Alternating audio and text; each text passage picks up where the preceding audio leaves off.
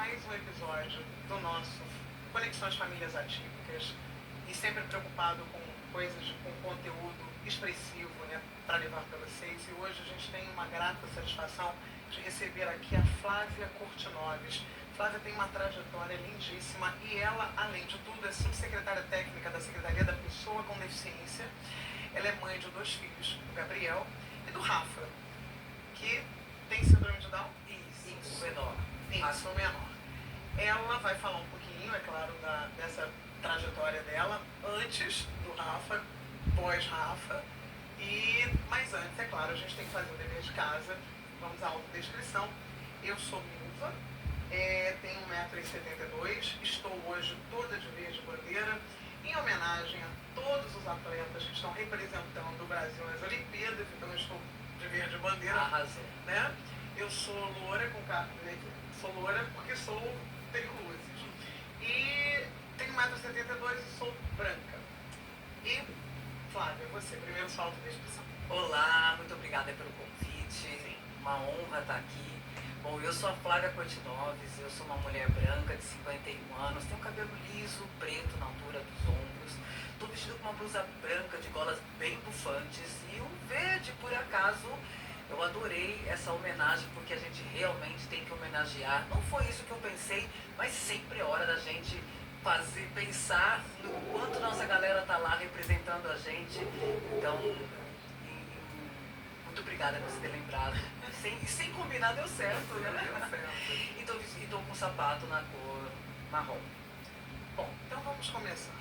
Flávia, você me falou, né? Você teve aí 23 anos trabalhando como consultoria internacional no Brasil e na América Latina, formada em administração, gestora de projetos, gestora empresarial, consultora, você transformava organizações. Como é que era essa vida antes de ser mãe dessas 2 preciosidades? Pois é. Bom, eu comecei a trabalhar ainda na faculdade, né, no estágio, e por acaso caí sempre numa área de melhoria de processo. E com isso ela acabou me levando para ser consultora, né? Aprendi uma metodologia japonesa na época, fui consultora há muitos anos e conheci meu marido, inclusive, né, numa dessas consultorias, na época lá na Itália, trouxe para cá e foi isso que eu acho que eu estaria fazendo até hoje se eu não tivesse tido o Rafinha aí há 13 anos. E na subsecretaria, qual é a tua atuação? Eu sou subsecretária especializada, ou seja, responsável por toda a metodologia técnica daquilo que acontece na secretaria.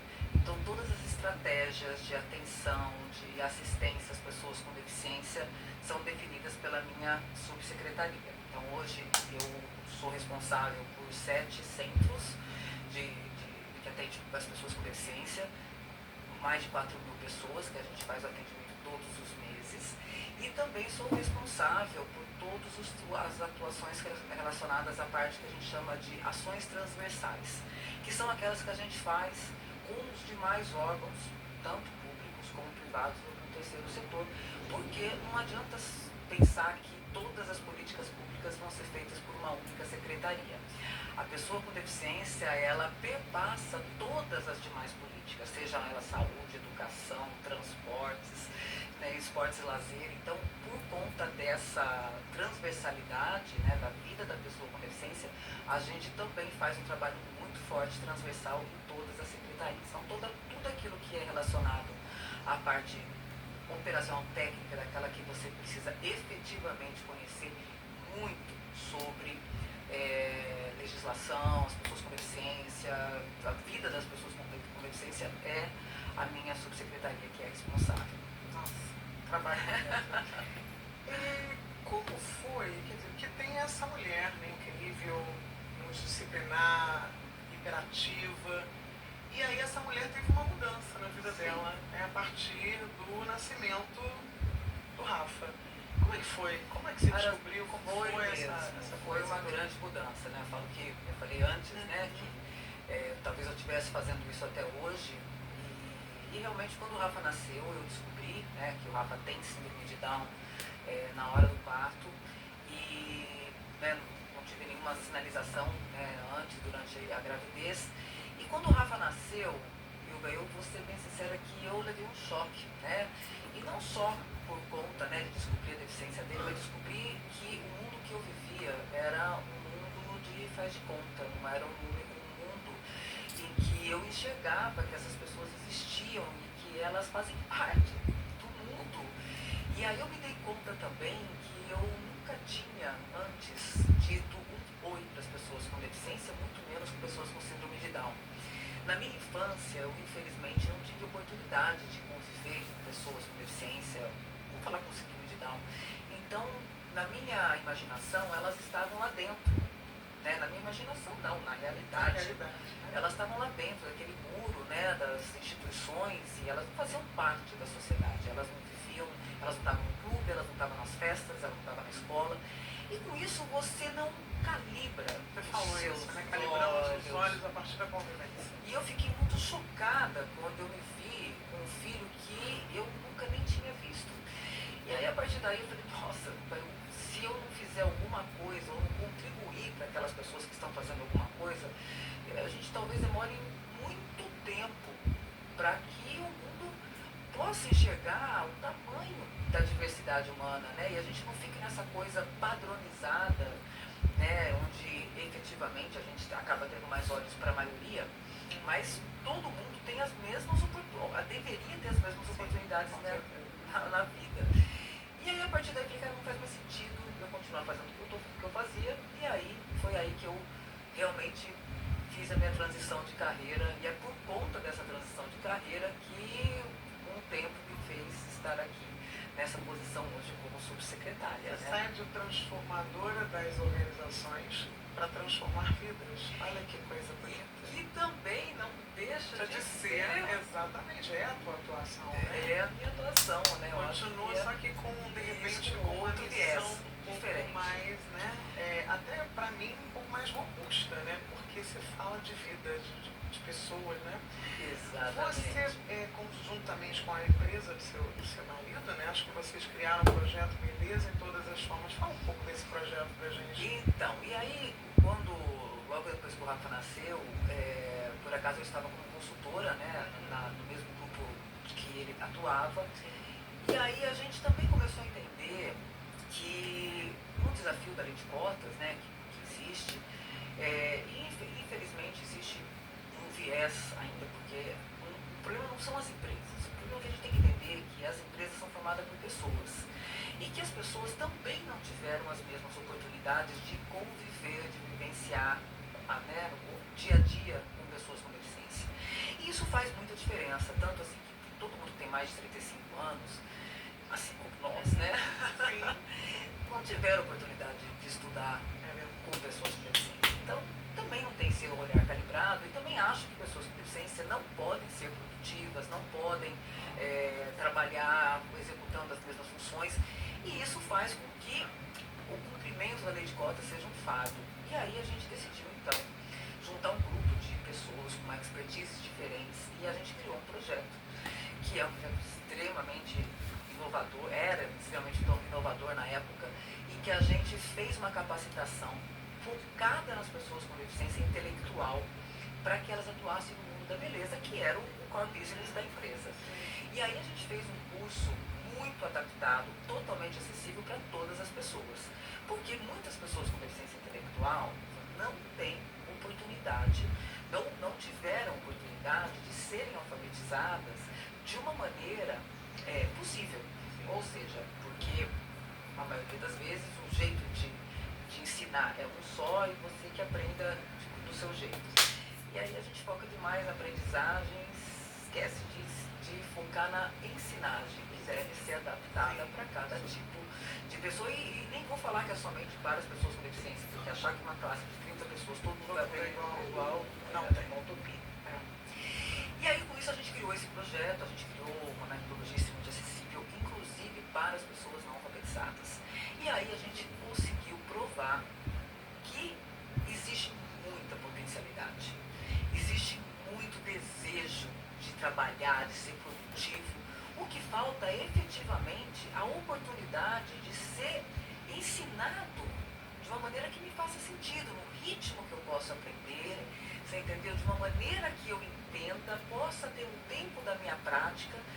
E aí, com isso, esse projeto, enfim, acabou sendo reconhecido por 2 anos, né, em 2014 e 2017, como o projeto que é o melhor local, a melhor empresa para trabalhadores com deficiência, um prêmio que era da FIP e da Secretaria de São Paulo. Ele correu o Brasil inteiro, ele foi para outros países, né? Ele foi para Guatemala, foi para Itália, foi para Irlanda, então existem várias línguas, né? Tá em 4 línguas. E eu acho que é isso, assim, o que ele traz esse projeto, e esse projeto me deu uma urgência de falar, gente, a gente precisa fazer essa galera ter oportunidade e mostrar para as famílias, para os pais dessa galera, que com treinamento adequado é possível. Eu sempre falo que a gente aqui está tentando estabelecer uma ponte, porque na verdade a gente não pode continuar difundindo ideias que separam, né? Porque é aquilo que você falou, o mundo não era treinado, a gente não estava condicionado a perceber essas pessoas. Então estamos dando passos nesse momento de proximidade, porque a gente só se conhece quando a gente se aproxima. Então a gente julgar essas pessoas que às vezes, as empresas, quer dizer, esse vai ser um processo que talvez demore algum tempo, mas ele está acontecendo. Eu acho que a gente tem que ficar com essa parte boa, né? E você já iniciou isso com essa, e respeitando, né, a individualidade, olhando, porque eu acho que isso é o que deveria haver em qualquer tipo de relação empresarial ou educacional. A gente precisa entender que cada pessoa é uma individualidade e cada um apreende de um jeito, né? Exatamente. Aí você falou para mim assim, fazer a galera ser protagonista para elas atuarem no mercado de trabalho. E você falou uma outra coisa muito legal. A vida adulta com deficiências intelectuais não geram adultos, né? Eles criam crianças supervisionadas. Dá uma explicação à ação que você quer dizer com isso. O que eu vejo, né, e assim, vou falar também da minha experiência, é que quando o Rafa nasceu, né, tanto eu quanto meu marido, a gente, logicamente, foi conhecer mais esse universo, se aproximar da galera mais velha, entender o que estava acontecendo, entender um pouco como é que a gente ia pavimentar essa história do Rafa. Porque uma das coisas que eu peguei pensando foi, cara, será que meu filho Rafa vai ter oportunidade de sonhar, de desejar coisas, de construir um futuro produtivo? E essas perguntas, por exemplo, elas foram a mola propulsora, bem na verdade, do projeto Beleza em todas as suas formas, e até o fato também de eu estar aqui. E aí a gente descobriu, né, que a vida da grande maioria das pessoas com deficiência intelectual era uma vida, basicamente, uma continuidade da infância, né, onde a maioria deles já estavam fora da escola, a maioria deles também, alguns com benefício, outros sem benefício, mas vivendo aquela vida sem desejos, sem vontades, sem possibilidade de fazer escolhas, sem possibilidade de se desenvolver, de se desafiar, né? E aí, ou seja, aquela vida, né, que você colocou como criança supervisionada, é isso, sempre atrás, né, junto com os pais e sem desafios. E aí uma vida sem desafios, sem algo que te faça realmente desejar, você entendeu? Fazer coisas diferentes ou se ultrapassar os seus limites. Eu comecei a ver que tem muitos adultos que estavam, por exemplo, numa fase de perda cognitiva, de perda de funções executivas, de desenvolvimento de transtornos, né, obesidade, porque efetivamente, cara, fica em casa o dia inteiro. Não é porque ela tem deficiência que ela vai ter comorbidades, é porque qualquer pessoa que fica muito tempo ocioso, e aí a gente fala, não, tem muitas possibilidades. E aí eu te digo uma coisa, já engatando em outro tema, e quem me deu esse estalo primeiro, né, sobre as possibilidades, quando eu ainda nem sabia que as pessoas... Exatamente. Sabia que a gente estava esperando a deixa, mas como você é uma mulher cheia de, né, approach, já me deu a deixa, tá vendo? Já é uma comunicadora também, não precisa nem perguntar nada. Vamos lá, fala dela. Mas você saiu do... Vamos lá, vamos explicar mais ou menos o que é. Você é da maternidade, aí, vamos lá. Aqui. 4 dias depois que ela retornou a casa, como é uma mulher mulher, né, proativa, ela falou, tem que entender disso aí, vou buscar alguma coisa, que era o norte, né? E aí, nessa busca, eu cheguei na Helena Werneck. Ela era presidente de uma ONG chamada Instituto Meta Social, né? Não só presidente, mas idealizadora, né? Fundadora. E aí eu liguei para ela e ela falou, tudo bem, vou aí visitar, vou fazer uma visita. Eu falei, ah, que ótimo, eu tinha acabado de chegar no hospital, né? No quarto que eu fiz tinha 4 dias. E naquela época ainda a gente não tinha YouTube, essas coisas todas, né? E ela levou um álbum de fotografias da filha dela, que atualmente tem 36 anos, né? E debaixo do braço, e ela foi mostrando aquelas fotos da filha dela no trabalho, na escola, no passeio, e aí que eu fui entendendo. Que luz, hein, que ela te deu. Nossa. E assim, eu diria que eu não sei que tipo de mãe eu teria sido se eu não tivesse tido esse tipo de acolhimento. Então ela chegou e mostrou, cara, você tem um filho. Você tem um filho e que vai seguir a carreira e a vida e o que ele quiser desejar fazer. Então ela contou do que a Paula gosta, do que a Paula não gosta. E aí eu fui, né, fazendo aquela reflexão, então eles pensam, então isso. E aí esse negócio do eles e o nós acabou. São pessoas que têm uma característica diferente. Você tem que vai ter um ritmo de desenvolvimento, de aprendizado diferente, mas chegou lá e é super realizado no trabalho, entendeu? E toca bateria, enfim. E aí a vida realmente começou a dar um estalo. E eu digo que esse acolhimento inicial, ele é fundamental, porque ele é transformador.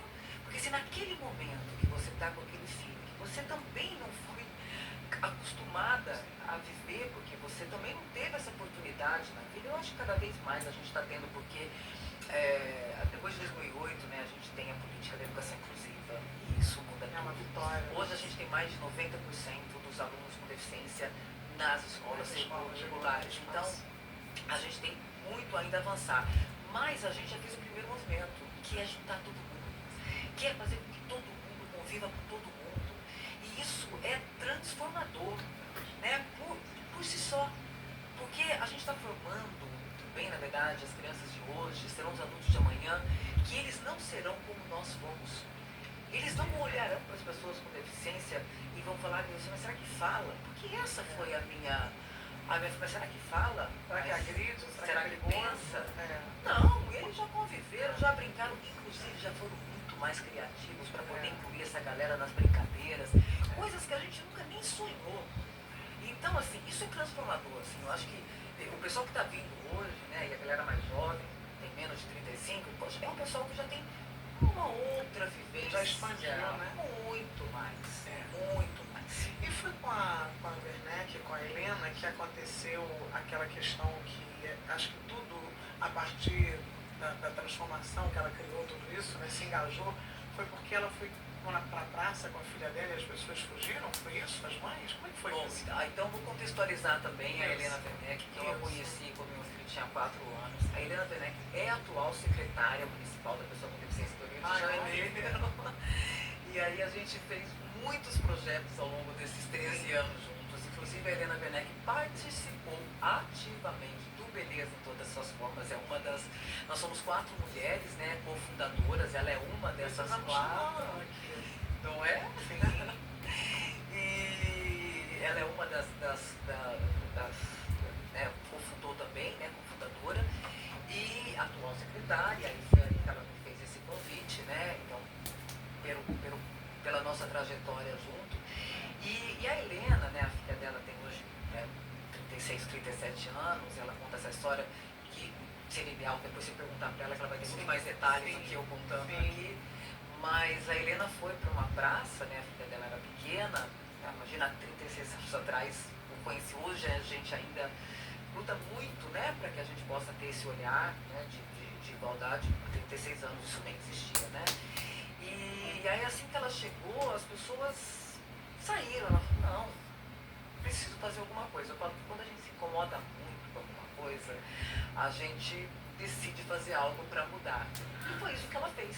É o start, né? É o start, não, eu preciso fazer alguma coisa. E ela tomou um caminho que é um caminho bastante diferente da maioria das organizações sociais, que a maioria das organizações sociais que a gente tem hoje no terceiro setor, todas imprescindíveis e necessárias, tem um foco muito maior no atendimento às famílias, às pessoas com deficiência.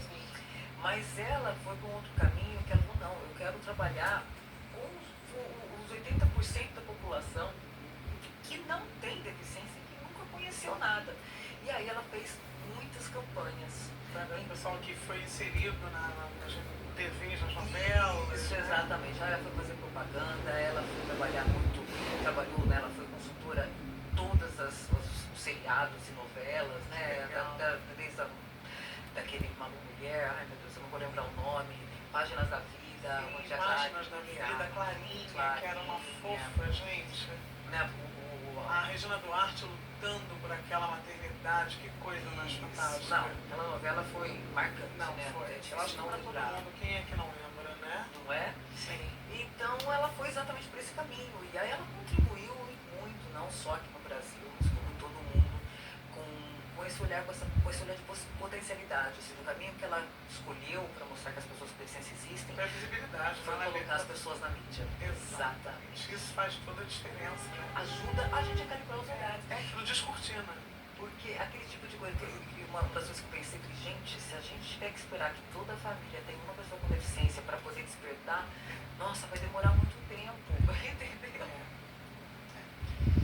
É lindo isso. Agora, a gente falou de colégio, né? Já falamos que você se deparou com meta social. E você falou de escola. O Rafa estuda? Sim, o Rafa estuda em escola particular ou como é que é isso? O Rafa atualmente está no 5º ano na escola pública. Na escola pública? Na escola legal. Pública. Já a gente fez tomou essa decisão após a pandemia. E eu estou extremamente feliz com a decisão que nós tomamos. Porque eu percebo que a escola pública atualmente está a alguns passos da maioria das escolas particulares. A gente tem que sim, é claro, contextualizar, porque tem escolas que estão fazendo um trabalho espetacular. Não estamos generalizando, a gente está dizendo que tem, mas que bom que a gente pode saber que existem escolas públicas. E aí eu vejo exatamente isso. Assim, o Rafael é uma criança que ele não é o mascote da escola. Não, porque isso é importante. Sim, eu claro, não quero que ele seja mascote, eu não quero que ele seja protegido, eu não quero que ele seja um coitadinho. Então o Rafa hoje tem os seus amigos, o Rafa hoje tem os seus programas com os amigos e tem suas preferências na escola de quem são seus melhores amigos ou não. Também tem gente que ele não gosta, e tem gente que é aluno que também não gosta, como é a vida. Então hoje a gente está muito feliz, entendeu, com essa decisão que a gente tomou e com os avanços que o Rafa tem tido. E acho que realmente assim, hoje, assim, na configuração que a gente acredita que mais próximo da educação inclusiva, em que você tem efetivamente, né, esse compartilhamento de vivências, eu estou feliz com a decisão que a gente tomou. Você que vai nos assistir, né, que bom saber. Você pensa assim, queria tanto que meu filho estivesse inserido numa escola particular, mas olha que uma boa surpresa, né? Ela identificou numa escola pública um avanço, um preparo, um suporte capaz de fazer com que o Rafa se desenvolva tranquilamente. Que bom saber disso. Como a gente falando de escola, como é que você enxerga essa questão da mediação, que é um tema muito falado, né? E você aí já deve ter escutado muito falar. Rafa tem mediador? Rafa tem mediador. E aí eu diria o seguinte, o Rafa começou a ter mediador a partir do 2º ano. Sim. E essa questão do mediador, assim, ele é importante se você precisa de um mediador. Hoje, assim, a questão do mediador, né, ou do agente de apoio, eu acho que a gente nunca pode generalizar, sabe? Porque senão a gente acha que assim, só por ser pessoa com deficiência precisa de mediação. Não é assim, né? Mas se houver a identificação da necessidade e se os ganhos, né, que possam ser maiores com o apoio de uma mediação, eu acho que a mediação é importante. Então, para o Rafael, para que ele consiga trabalhar as suas atividades adaptadas né, e manter, assim, para ele é importante. Então hoje o Rafa tem uma mediação. Então a questão da mediação, eu acho que é isso, assim, não, nem todo mundo precisa, mas aqueles que precisam tem que ter. E você, como subsecretária, você acha que essa mediação ela precisava ser um pouco mais especializada? Porque há assim, algumas falas aqui de que essa mediação às vezes não é uma mediação efetivamente preparada, né? Que acaba não estimulando, e sim facilitando, fazendo, porque não é o objetivo da mediação. O mediador, ele sendo capacitado para aquilo, ele vai entender que ele precisa estimular. Você também acha que essa capacitação é importante? Sem dúvida nenhuma. Aliás, eu acho que todas as pessoas, para executar os seus trabalhos, têm que ser capacitadas, sem dúvida nenhuma. Né? Então, assim, não é só o mediador, mas é o professor de apoio, enfim, então, todo mundo tem que ser capacitado para executar o seu trabalho.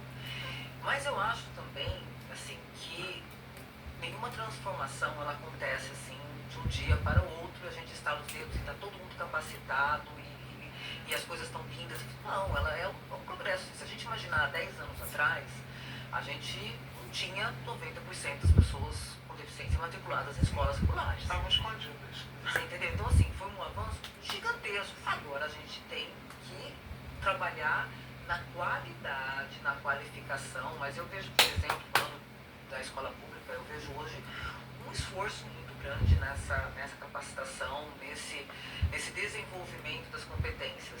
É o ideal? Não, a gente ainda está caminhando, assim como a gente está caminhando para tantas coisas ainda relacionadas às pessoas com deficiência. Hoje a gente tem uma situação, Ilva, que não é mais total invisibilidade como a gente tinha, sei lá, há 20 anos atrás, 30 anos atrás. Mas assim, a gente tem hoje um mundo completamente acessível, né, tanto arquitetonicamente quanto uma acessibilidade comunicacional. Não, a gente está trabalhando, a gente tem que estar sempre pensando em como acelerar esse processo, né, para que ele não demore séculos, mas a gente está caminhando. Eu acho que esse é o que a gente não pode deixar esse movimento estagnar.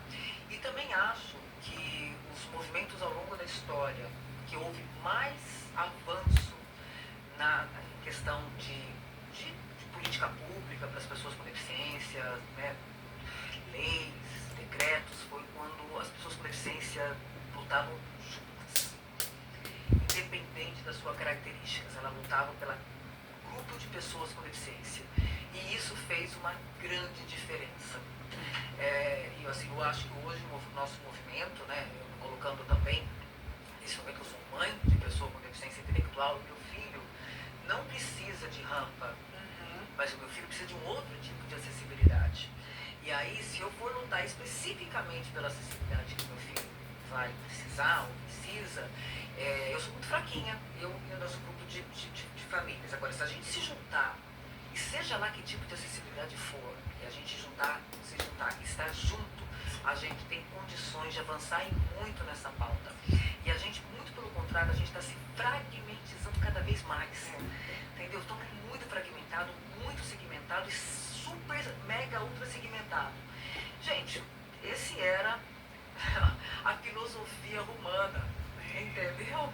Divide e impera, entendeu? Então, assim... Hannah Arendt já fala sobre essa força, né, desse coletivo, dessas pessoas que brigam por uma mesma causa, né? Agora, se todas as pessoas, independente da sua característica, tá, se juntassem e estivessem lutando, eu acredito que a gente teria condições de estar avançando muito mais. Então, acho que esse ritmo, né, que eu vejo que está um pouco mais devagar atualmente, né, não só a nível municipal, mas vamos falar de nível Brasil, é porque a gente está mais preocupado agora com a nossa própria categoria, digamos assim, do que efetivamente falar, cara, a gente tem que continuar lutando, falta muita coisa ainda a ser feita. Né? Não pode separar, né, o pessoal autista, do síndrome de Down, de quem tem deficiência visual, estão todos no mesmo, como diz, no mesmo barco? Todos precisam de acessibilidade. Exato. Porque bem na verdade, né, a lei, né, brasileira de inclusão, ela trouxe um conceito de que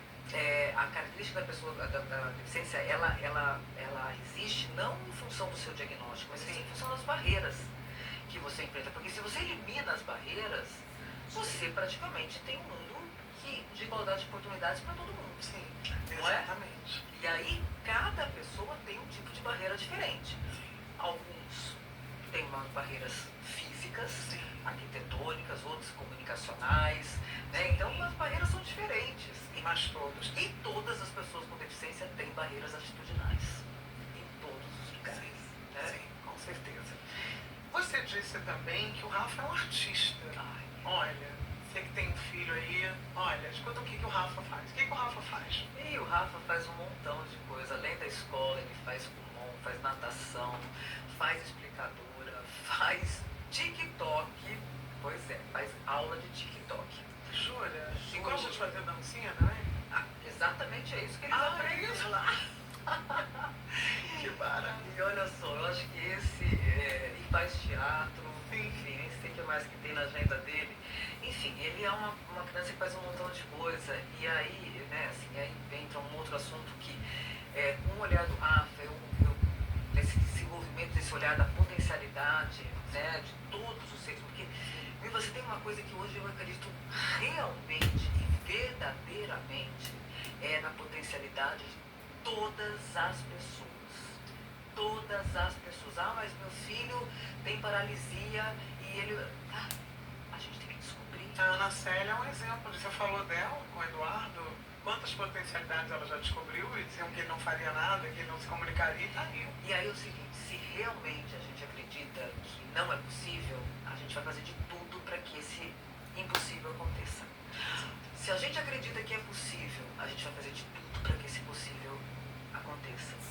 E aí aquilo que a gente vai acreditar, efetivamente, é aquilo que pode acontecer. Não necessariamente vai acontecer. Mas o Rafael fazia balé. Ele adora dançar, ele fazia balé. Até que, no lugar que ele faz balé, abriu a aula de TikTok. E ele olhou aquela aula e falou, não quero mais ir pro balé, eu quero ir para aquela aula ali. Eu falei, mas aula de TikTok, olha eu, os meus preconceitos. Eu falei, mas filho, aula de TikTok. Ele, eu não vou mais pro balé. E aí, hoje, refletindo, friamente, não foi assim na hora, Sim. eu achei sensacional. Ele fez uma escolha, olha, ele deu a sua opinião. Ele falou que ele não gosta e não quer mais. E ele identificou aquilo que ele gosta. Se você me perguntar, mas isso vai levar ele aonde? Não faço a menor ideia. Mas eu estou investindo fortemente nas potencialidades dele. Então ele faz, não sei se pode, mas ele faz aula de teatro também. Porque ele é um artista. Se ele vai pra frente do palco, eu também não sei. Sabe por quê? Para os padrões que a gente conhece, meu filho não tem uma fala né, tão super desenvolvida como a maioria das pessoas. Mas ele tem uma comunicação como ninguém. Então, assim, não sei também onde vai dar, né? Não sei se ele vai ser um ator, mas ele pode trabalhar em tantas coisas relacionadas à arte. O processo pode expandir lugares dentro dele que a gente não imagina. Mas que essa maturidade de dizer, eu não quero isso e quero aquilo, cara, isso é maravilhoso. Isso é autonomia, né? Tudo que a gente quer que eles tenham, Não é? né? E durante a construção, e aí entra um outro assunto que a gente não conversou antes, mas vou colocar aqui, muitas famílias, né, quando me procuram, né, porque eu trabalho ainda na inclusão produtiva das pessoas com deficiência intelectual, elas me perguntam assim, mas Flávia, quando você acha que a gente tem que começar a investir na vida adulta? E aí eu falo, olha, no dia seguinte que teu filho chegou da maternidade.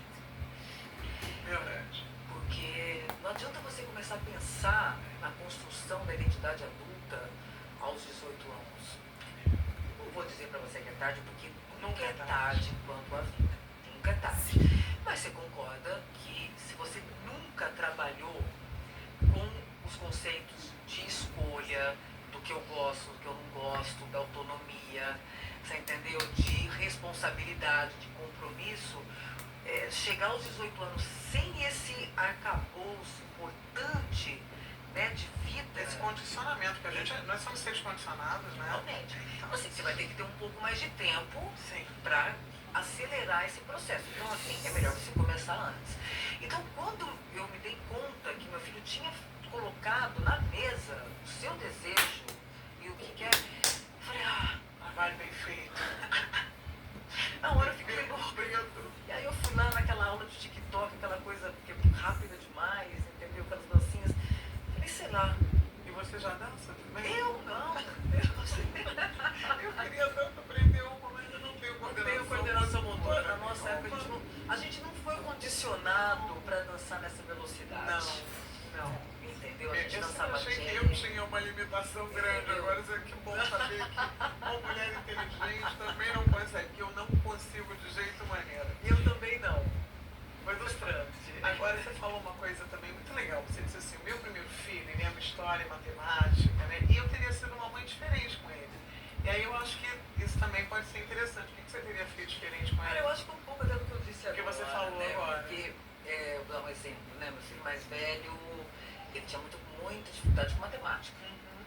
Então, mas sempre foi assim, maravilhoso em todas as aulas que eram relacionadas à história, literatura, a períodos dos milênios e dos séculos. Mas eu nunca pensei em estimulá-lo naquilo que ele é bom. Mas sim sempre suprir aquilo que não é a praia dele. Mas bem na verdade, claro que a gente tem que colocar e suprir aquilo que o filho precisa para caminhar. Mas entendendo que aquilo que ele não é bom, ele não vai levar para a vida. Ele só vai cumprir tabela, porque a escola é cumprir tabela. Então assim, você concorda? Então assim, se eu tivesse tido o oposto, né, o meu filho Rafa primeiro do que o meu filho Gabriel, eu teria estimulado muito. Trabalhar aptidão, né? Você entendeu? Os gostos deles, teria investido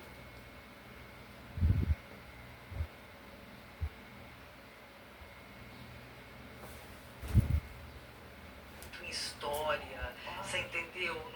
Num dos períodos incríveis da humanidade, eu teria feito trabalhos muito mais, eu teria aproveitado mais as nossas viagens para explorar ainda mais detalhes sobre aquele período da humanidade, o que estava acontecendo. Teria feito coisas para focar naquilo que é a potência dele. Porque aquilo que não é potência dele, por exemplo, eu sempre nunca tive prazer nenhum em química. Nem eu, nem física, nem matemática. Nem nenhuma coisa dessas aí. Nem eu. E é claro que a gente não foi para essa área. Não.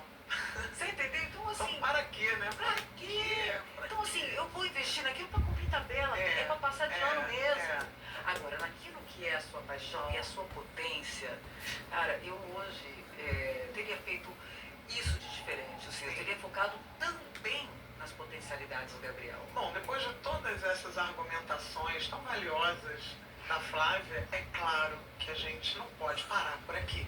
Que ela ainda tem muito mais coisas para dizer para todos nós. Então, nós vamos dar prosseguimento, trazendo o segundo episódio, né? O segundo capítulo com Flávia. Aí. Vamos fechar assim? Espera. Muito obrigada. Foi uma delícia esse papo. Tomara que o segundo seja tão bom quanto. Mas vai ser. Então é isso, gente. A gente fica por aqui, mas aguardem os próximos capítulos. Muito obrigada. E não esqueça, ativa as notificações. Se está gostou desse primeiro episódio, você vai lá, curte, compartilha, faz com que todas essas informações úteis sejam expandidas, levadas para muitas outras pessoas. Ok? Até o próximo. Espera. E a gente começa aqui.